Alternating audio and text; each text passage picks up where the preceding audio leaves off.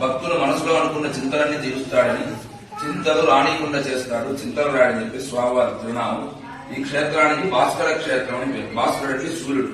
సూర్యుడు ఉదయించేటప్పుడు మాఘమాసంలో ఏకాదశి, ద్వాదశి, త్రయోదశి 3 రోజులు సూర్యకిరణాలు వచ్చి ఆడ ఎదురు గర్భవంతుడి దగ్గర 2 రంధ్రాలు ఉన్నాయి. ఎదురు కనపస్తాయి చూడండి, సైడ్ రమ్మ ఎదురు 2 రంధ్రాలు ఉన్నాయి.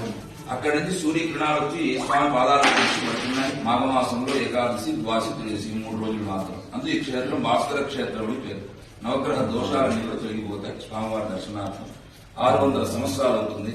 కృష్ణదేవరాయ కాలంలో తిమ్మనాయుడు అని పాలేగాలు కట్టించిన దేవాలయం. స్వామివారి గర్భాలయం చుట్టూ దశరథ మహారాజు ఉత్తరకామేష్టి యాగం చేసినప్పటి నుంచి సీతా అగ్ని ప్రవేశం వరకు పూర్తి శిల్పంలోనే రామాయణం అంతా, భాగవతం అంతా, కృష్ణలీలలంతా కూడా చెక్కబడింది. లక్ష్మీ నృసింహస్వామి అవతారం చెక్కబడింది. వామన స్వామి అవతారం అంతా కూడా చెక్కబడింది.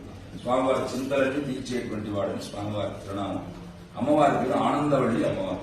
స్వామివారిని అమ్మవారిని ఎవరు దర్శనం చేసుకుంటారో మనసులో ఉండేటువంటి చింతలన్నీ తొలగి సంతోషం, ఆనందం వస్తుందని ఇక్కడ నీకు స్వామివారి దర్శనం చేసుకోండి. శ్రేయకాంతాయ కళ్యాణదయే దయేర్నా శ్రీ వెంకట నివాసాయ శ్రీనివాసాయ మంగళం.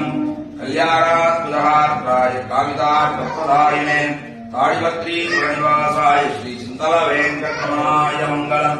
చింతల వెంకటరమణ స్వామి వరద గోవింద.